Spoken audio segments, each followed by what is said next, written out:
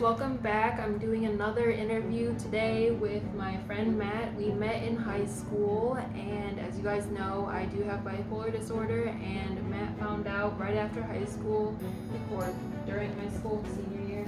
Yeah, it was senior year. Okay, as well. So we've been kind of talking about that a little bit, and Matt, do you want to introduce yourself? Sure, so Matt, I'm 22 years old. I was diagnosed with bipolar disorder when I was 18 years old, so this was in the middle of senior year. I struggled throughout most of high school, but it went off the deep end senior year. Middle of senior year, I was hospitalized, but I was on the wrong medication. One of the medications I took, which was Wellbutrin, made me really manic, and yeah. So basically just working on the meds a little bit since you found out, right? Yeah. But you found one that's working better for you? Yeah, so actually since I was hospitalized when I was 18, I've been hospitalized several other times. I've been taking Abilify on and off since I was 18, since the first hospitalization. It's probably one of the few medications that has truly worked for me. And more specifically, it works because it helps with my impulse control. Yeah, I took Abilify, I think, senior year. I honestly don't remember it affecting me in major ways. I think I was slightly manic the whole year. I don't know if I thought it was normal, but my mom was you were really high all year. I was like, oh, I don't know, maybe I was, but I think it also made me gain weight a little bit, so. Yeah, I was gonna talk about that too, so that's definitely one of the downsides of Abilify, or just a lot of antipsychotics in general. I do a lot of research on the medications, so. The kitty was in the corner earlier, that's why I was laughing. You want to see on video? I'll just move him really quick. Just cool. Okay. He's a good cat. He matches my outfit, black and white. That's great. But yeah, so the downsides are definitely weight gain. It can also affect you cognitively. I notice I have less emotions, or not less emotions, but I'm less emotional, which is good and bad. I don't like that though. I don't like feeling emotionally numb. Yeah. And also the other antipsychotic that I was on, I think it was olanzapine. That one was the worst for weight gain. I gained 15, 20 pounds in a few months. Yeah, I was on olanzapine briefly. I don't remember exactly why I went off. I think I didn't really notice anything from it. Other medication. Oh, sorry to hear that. Yeah, it's really difficult to find the right medication combinations, and especially when it's more than two. I mean, I'm taking 3 medications right now. I take Abilify, gabapentin, and Trintellix, which is, I've actually seen ads or commercials for Trintellix, so I'm guessing it's relatively new in the market. I think that's the same for the one I'm taking. I'm taking Lamotrigine, which is also Lamictal, and Latuda, and I think Latuda is pretty new too because I've seen ads for that. Yeah, I was on Latuda for I think a month or 2. I was taking off of it. It didn't make me depressed or anything, but it was probably similar to Abilify, but I think I was a little manic on it. But it wasn't the worst of all the drugs I've taken. So I think my eyes got a little weird after the first week. I could my focus was all off, and it felt like I just wanted to keep my eyes closed all the time. So. I noticed with Abilify, when I first ever took Abilify, I started off on 2 milligrams, I think. I'm taking 20 milligrams a day now in the morning. But when I was on 2 milligrams, my vision got pretty blurry, but it went away, which was a good thing. So. Yeah, that's the thing for me and the too. It went away after a week. That's good. I actually started taking Abilify, I think a couple years ago when I went to this PhD program. I'm so glad I went, mostly because they changed my meds and I convinced them to, because I did not think what I was on worked. But at the program I learned a bunch of CBT skills and stuff, and had group therapy, I've heard that you've done that a little too. Yeah, so I've done both inpatient and outpatient. They're very similar, except for the main difference, obviously, is that inpatient is you stay in the hospital and you have to sleep there. You have your own room. Sometimes you have a roommate. But yeah, so I would say, talking about outpatient, so they focus, it's like pretty intensive. They focus on group therapy, especially CBT. There was a few other things. I don't know if they do this at every outpatient, but in inpatient they have like art groups and music groups. I did art like once a week at the PhD. First time I was hospitalized inpatient, since I was still in high school, they put me on like the adolescent side, like with like that ranges from age 6 to 18, I think. If you're 6? Yeah. How is that an adolescent? I think the youngest person there that I remember was like 7 or 8, and I felt really bad. I felt really bad because I didn't have any depression until I was 14, so it must be really difficult dealing with that at such a young age. But there's other issues they deal with, like running away from home, I guess, is one of them too. So like they can, I guess, possibly send you there if they do an evaluation and like deem that you go there, like that you should go there. Going back to the music group, I feel like on the adolescent side, the music group was the best because they actually, in one of the groups, they brought in like 5 different kinds of instruments. Yeah. And we all got to make our own like music, and then we did a little exercise where we tried to repeat what the other person was playing, and I really liked that. Although it's not fun to go to the hospital, obviously, but it was fun going to the groups. It really helped. And the first time I got a really good idea what it was like to be in the hospital because.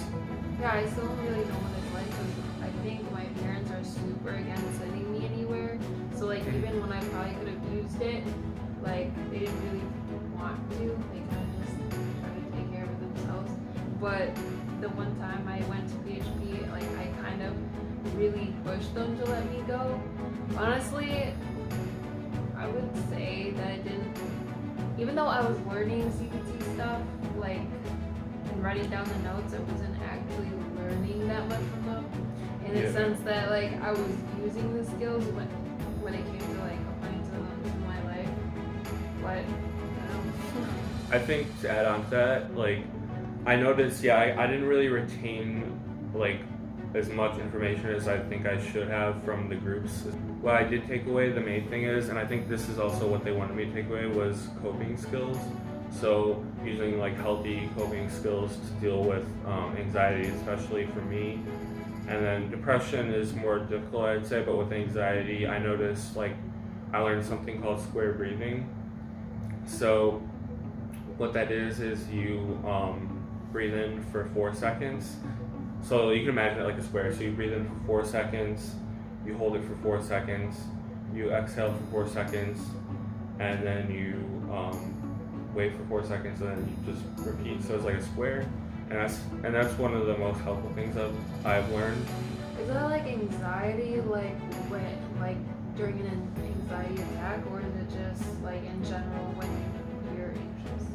I would say more for general anxiety. I think if you're having a panic attack or having really severe anxiety, it can help, but I think in that case, it would probably be more beneficial to, like if you're prescribed something, maybe to take that if it as needed, but it's difficult in some situations. But like, for example, if before job interviews, I would practice deep breathing and I would listen to like calming music and do square breathing and stuff like that, and that really helped. The main thing is you have to remind yourself to do it, because a lot of times I might be anxious and I keep telling myself, like, oh, I don't want to be anxious, but the key is to remember to actually use the coping skills, and then the more you have, the better.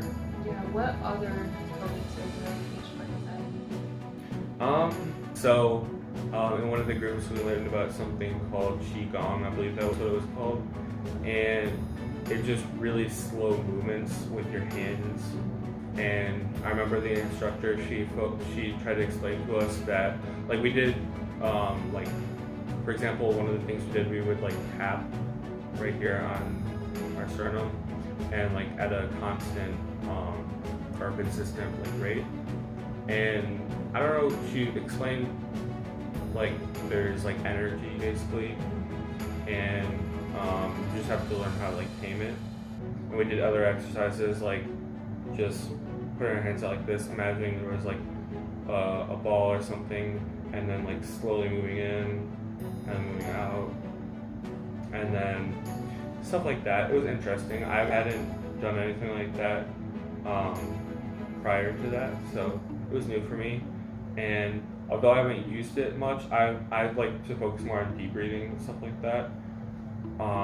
It was helpful.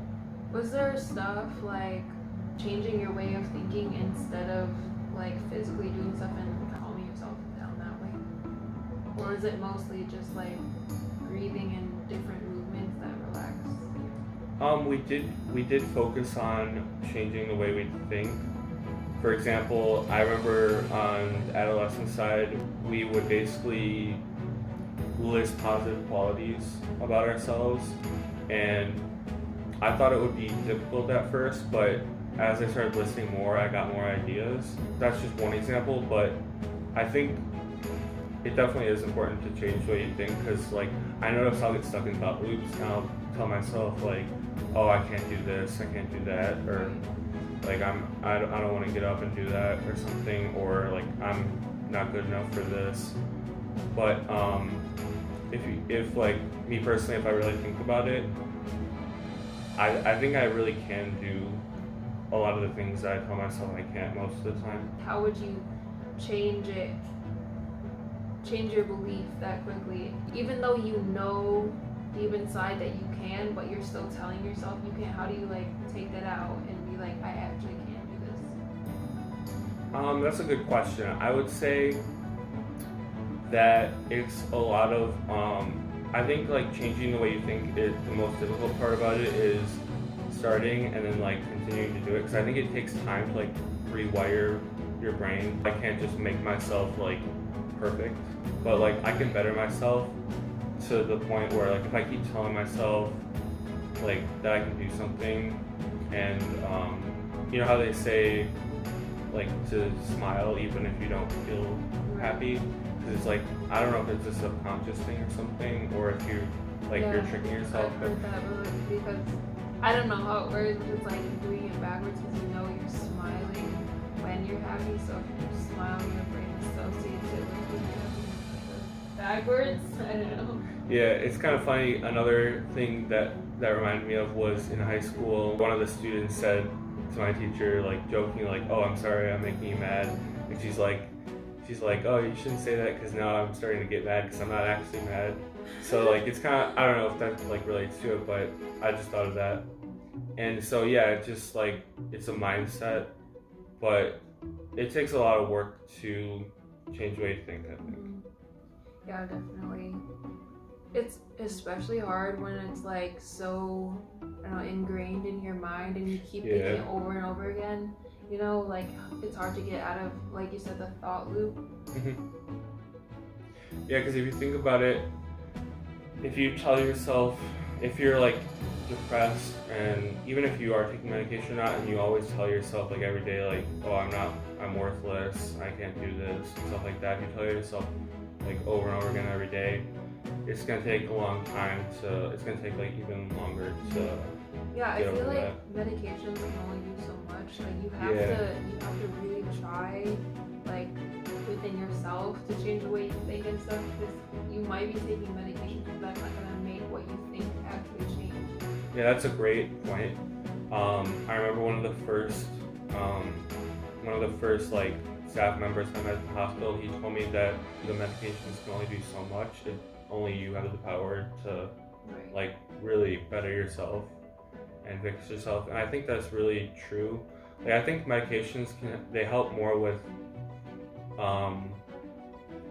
usually like controlling more severe things, but I think the little things you have to fine tune. Like for example, Abilify works really, really well at controlling my mania, and my antidepressant, Trintellix, works really well too.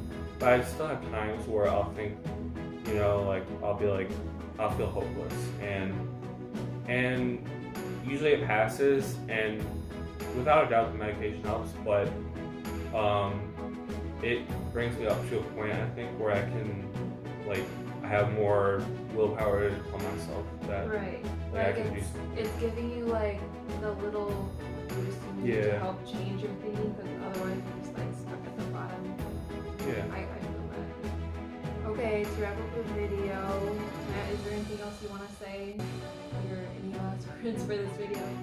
I just wanted to say, I think I know there's a lot of people that say that medications don't work, or they say not to take them, and I think it really is up to you, but I would recommend, if you are experiencing like depression or anxiety or something, definitely like let someone know that you trust, and you know, talk to them about it. And I think it's important to talk about your mental health and mental health in general, and the help is definitely out there.